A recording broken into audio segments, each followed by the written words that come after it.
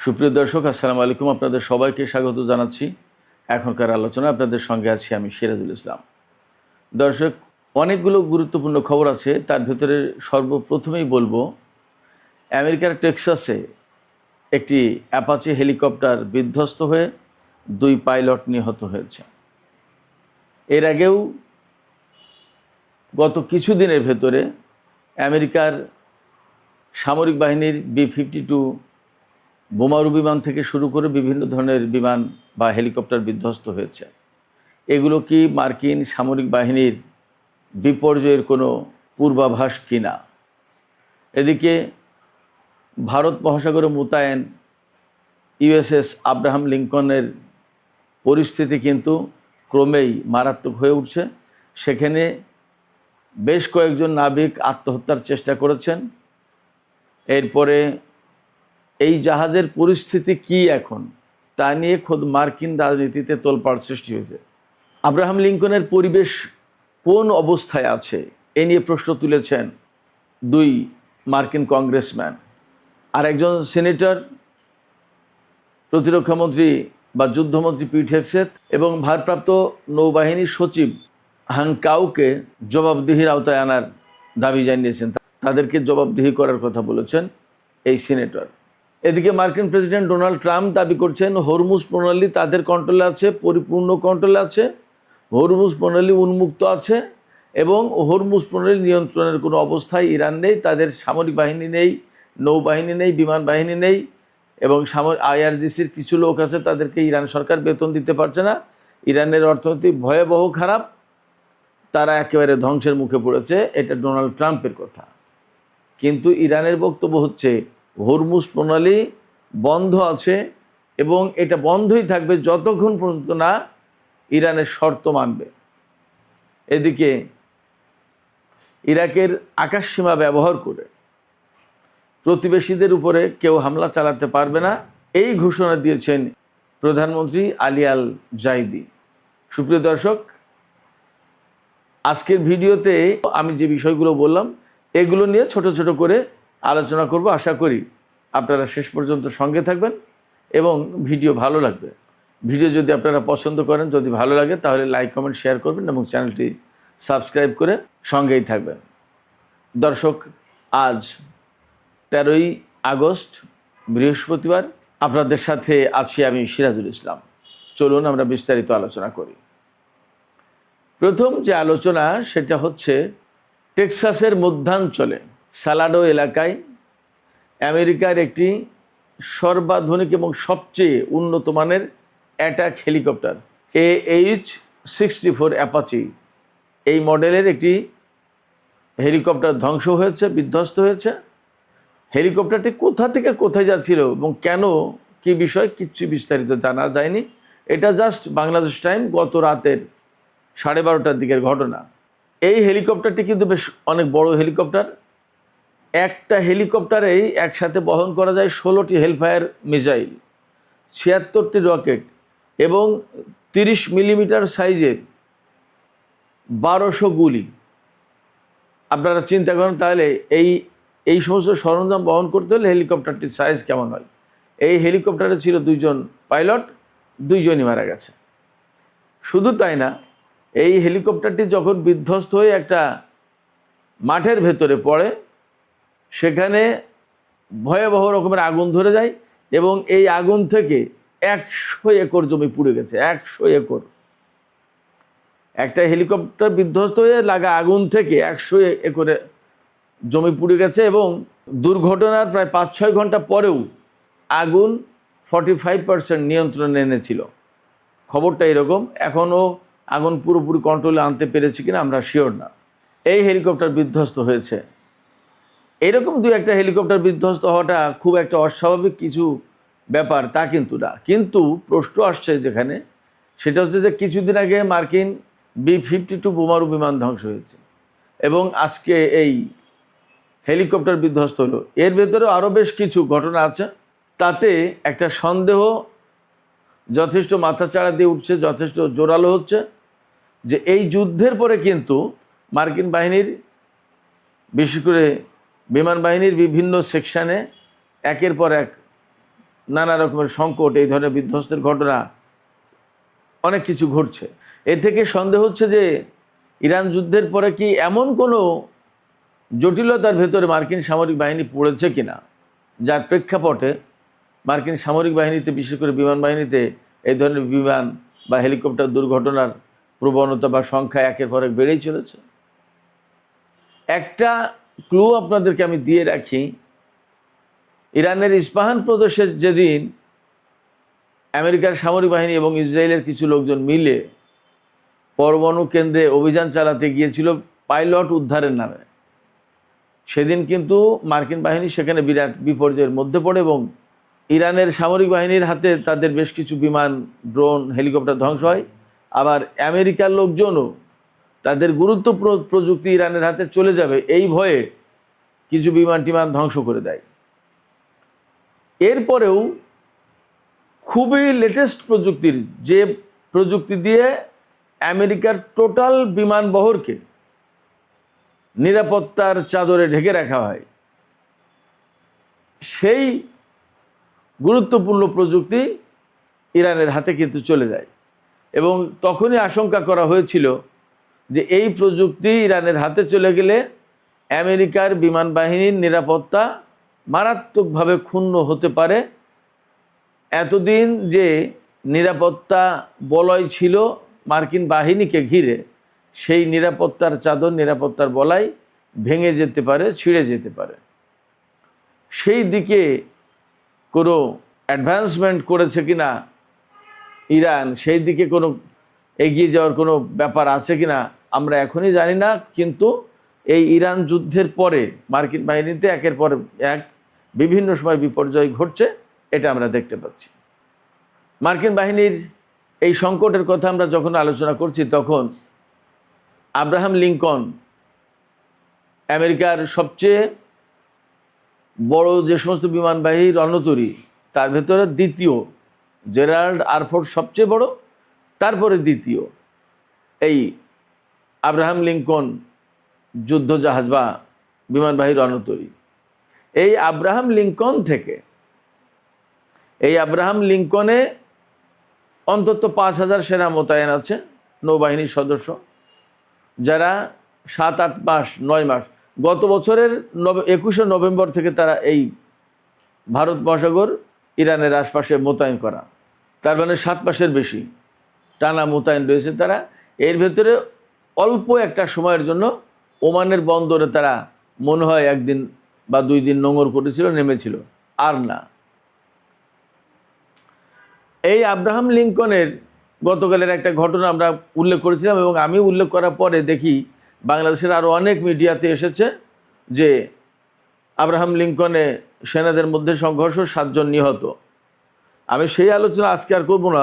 আজকে যে আলোচনা গুরুত্বপূর্ণ সেটি হচ্ছে যে বিভিন্ন রিপোর্টে এসছে, খোদ মার্কিন গণমাধ্যমে এসছে, যে আব্রাহাম লিঙ্কনে বহু সংখ্যক নাবিক তারা মানসিক সমস্যায় ভুগছে, তাদের মানসিক স্বাস্থ্য সংকটের মধ্যে পড়েছে, তাদের মানসিক স্বাস্থ্য নিয়ে সমস্যা দেখা দিয়েছে। অনেকেই জাহাজের উপরে উঠে লাফিয়ে সাগরে পড়তে চায়, আত্মহত্যা করতে চায়, মরে যেতে চায়। কেন? অনেকগুলো কারণ। তার একটা বড় প্রতিবাদ হচ্ছে তাদের যে এত দীর্ঘ সময় তো তাদের মোতায়েন থাকার কথা না, কেন তারা মোতায়েন আছে? 1। 2 হচ্ছে যে জাহাজে খাবার দাবার খুবই কম সরবরাহ করা হচ্ছে, তাদের অভিযোগ, এরকম রিপোর্ট ছড়িয়েছে। 3 হচ্ছে জাহাজে স্বাস্থ্যগত কোনো পরিবেশ নেই, বাথরুম, টয়লেট, লন্ড্রি, কিচেন সবগুলোর অবস্থা খুব খারাপ। প্লাম্বিং সিস্টেম একেবারে জানা তাই, ব্যবহার করার উপযুক্ত নেই ওয়াশরুম, টয়লেটগুলো। এরপরে নিত্য প্রয়োজনীয় যে সমস্ত জিনিস লাগে সেগুলোও ফুরিয়ে গেছে, সেগুলো ব্যবহার করতে পারছে না মার্কিন সেনারা। এমনকি পরিবার পরিজনের সাথে যোগাযোগ করবে, চিঠি, মেইল, এগুলোও ডিসরাপ্টেড হচ্ছে। এবং এইগুলো শুধু নাবিকদের পক্ষ থেকে না, এগুলো এই যে আব্রাহাম লিঙ্কনে মোতায়েন যে 5,000 সেনা, তাদের ভিতরে অন্তত 200 পরিবারের সদস্য এই কয়েকদিন আগে আমেরিকার স্যান ডিয়েগো ঘাঁটিতে মার্কিন নৌবাহিনীর যে ভারপ্রাপ্ত সচিব হাংকাউ, তার সাথে বৈঠকে বসেছিল, মিটিংয়ে বসেছিল। সেই মত বিনিময়, সেই সবাই পরিবারের পক্ষ থেকে এই সমস্ত কথা জানানো হয়েছে। একজন নারী জানিয়েছেন যে আমার স্বামী আমাকে এইরকম মেসেজ করেছে যে আমি আশা করছি যে আমি যেন কালকে আর সকালে ঘুম থেকে আমি না উঠি, অর্থাৎ তার কাছে মৃত্যুটাই বেশি পছন্দের, মৃত্যুকেই বেছে নিতে চায়, বাঁচতে চায় না। এরপরে আরেকজন নারী জানিয়েছেন যে তার স্বামী এক লোককে আত্মহত্যা করতে গেছিল, তাকে বাঁচিয়েছে। নানা রকমের হতাশা, অভিযোগের কথা তারা জানিয়েছেন এবং এত দীর্ঘ সময় তারা কেন মোতায়েন থাকবে এবং তাদের অবস্থা কি এইটা জানার চেষ্টা করেছেন। কিন্তু এই সমস্ত কথাকে বিশেষ করে মার্কিন যুদ্ধমন্ত্রী পিট হেগসেথ কিন্তু খুব গুরুত্ব দিচ্ছেন না। তিনি কিছুদিন আগে এই সমস্ত খবরকে ফেক নিউজ বলেছেন। এখন সারা বিশ্বের গণমাধ্যমে সব ছড়িয়ে পড়ছে।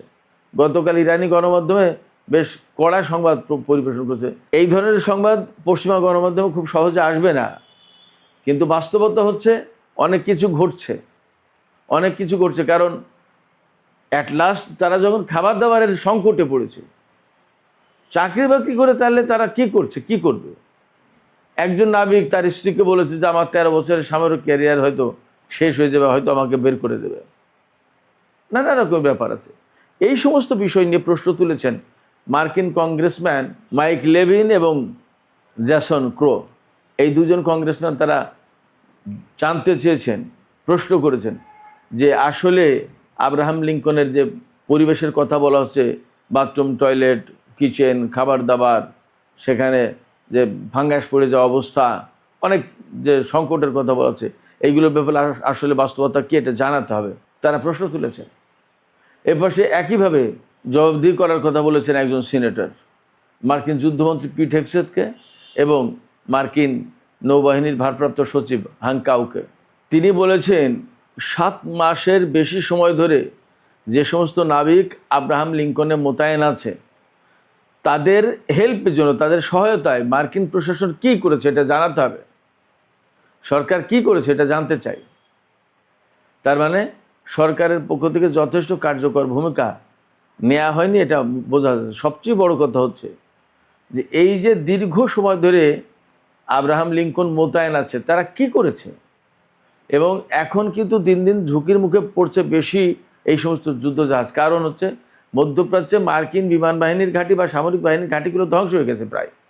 এই অবস্থায় পারস্য উপসাগরের ধারে কাছে, ওমান উপসাগরে বা আরব সাগরে বা ভারত মহাসাগরে ইরানের রেঞ্জের ভেতরে যে সমস্ত জাহাজ আছে সেগুলো প্রত্যেকটা মারাত্মক ঝুঁকির মধ্যে আছে।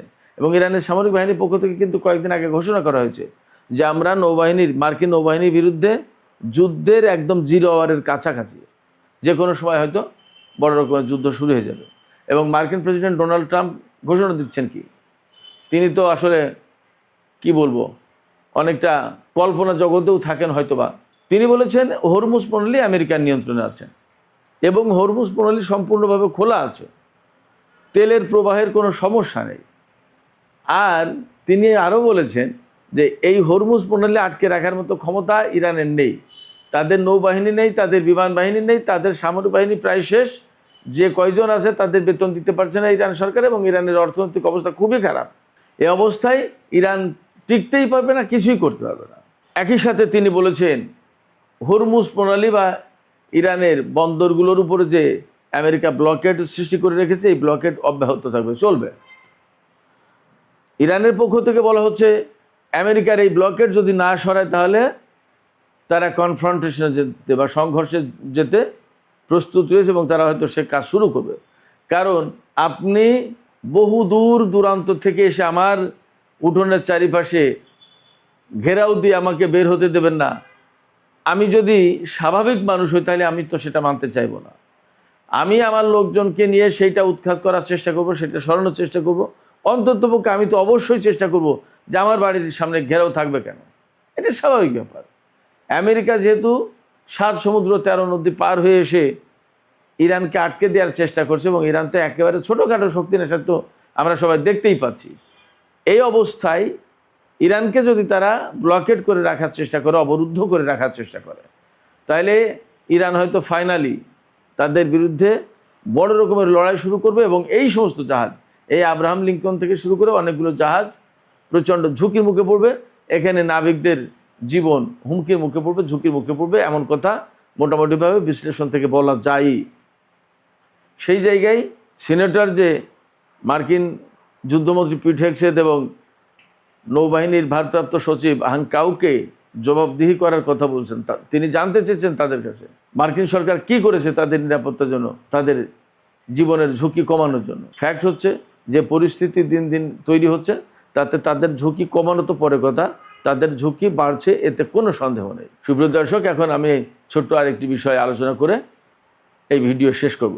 সেটি হচ্ছে ইরাকের প্রধানমন্ত্রী আলী আল জাইদি গত রাতে তিনি কয়েকটি সামরিক ঘাঁটি ঘুরে দেখার চেষ্টা করেছেন এবং সেখানে সেনা কর্মকর্তাদের সাথে মত বিনিময় করেছেন এবং ইরাকের আকাশ প্রতিরক্ষা ব্যবস্থা জোরদারের ব্যাপারে তিনি বিশেষ গুরুত্ব আরোপ করেছেন এবং তিনি বলেছেন যে ইরাকের আকাশ প্রতিরক্ষা ব্যবস্থা উন্নত করা হবে। একই সাথে তিনি বলেছেন যে ইরাকের আকাশ সীমা কোনো মতেই ব্যবহার করতে দেবেন না প্রতিবেশীদের হামলার ব্যাপারে। এখন প্রশ্ন আছে যে ইরাকের আকাশ সীমা কে ব্যবহার করতে চাচ্ছে এবং ইরাকের কোন প্রতিবেশীর বিরুদ্ধে? এটি কি এমন যে জর্দান থেকে বা ইসরায়েল থেকে বা সৌদি আরব থেকে ইরাকের আকাশের উপর দিয়ে ইরানে হামলা করবে আমেরিকান বাহিনী, নাকি ইরান থেকে জর্দান, সৌদি আরব বা অন্য কোথাও হামলা চালাবে, তখন ইরাকের আকাশসীমা ব্যবহারের প্রশ্ন আসবে না? অর্থাৎ ইরাকের আকাশের উপর দিয়ে ইরানের ক্ষেপণাস্ত্র, ড্রোন এগুলো যেতে পারে, সেগুলো ব্যবহার করতে দিতে চান না, কোনটা পরিষ্কার না। তবে ইরাকের প্রধানমন্ত্রীর এই বক্তব্য থেকে হয়তো বা একটা বিষয় পরিষ্কার হচ্ছে অনেকটা, সেটা হচ্ছে হয় ইরান হামলা চালাবে অথবা আমেরিকা হামলা চালাবে। তার মানে একটা সংঘর্ষের আশঙ্কা আছে। এমন কথাও কিন্তু আমরা আরও বিভিন্ন জায়গা থেকে আকার ইঙ্গিতে পাচ্ছি এবং মার্কিন প্রেসিডেন্ট ডোনাল্ড ট্রাম্প ইরানের উপরে যে ব্লকেড অব্যাহত রাখার ঘোষণা দিলেন, এ থেকে এখন সংঘর্ষের আশঙ্কা যথেষ্ট জোরদার হচ্ছে, তাতে কোনো সন্দেহ নেই। সুপ্রিয় দর্শক, আজকের আলোচনা এখানে শেষ করতে চাইছি। আলোচনা শেষের আগে আপনাদের কাছে জানতে চাই, আপনাদের মতামত বুঝতে চাই, শুনতে চাই, আপনারা কি মনে করছেন?